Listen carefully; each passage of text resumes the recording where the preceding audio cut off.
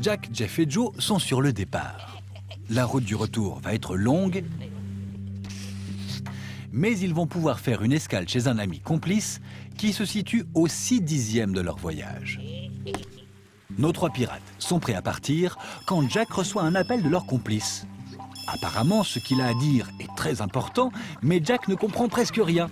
Il est question de dixième, de centième, de millième. Au final, l'autre raccroche et Jack n'a presque rien compris. Il a juste noté sur son carnet une chose, la fraction 61 centièmes. Mais Jeff ne se laisse pas impressionner et s'empresse de feuilleter son fameux manuel du pirate en galère. Et voilà ce qu'il y trouve. Les fractions dont le dénominateur est 10, 100, 1000, etc. s'appellent des fractions décimales.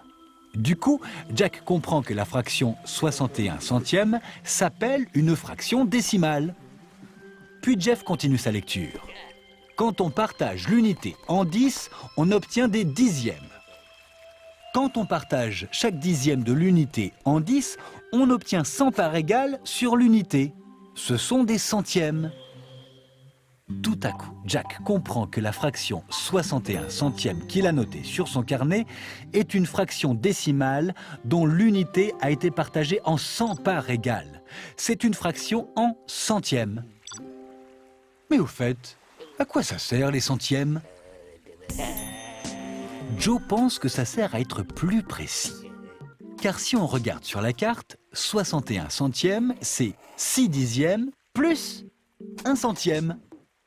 Ce qu'a voulu dire le complice, c'est qu'il ne se trouve pas à 6/10 du trajet, mais précisément à 6/10 plus 1 centième du trajet. Et 61 centièmes, c'est effectivement une indication de position beaucoup plus précise. Or, c'est précieux d'être précis. Bon vent, flibustier!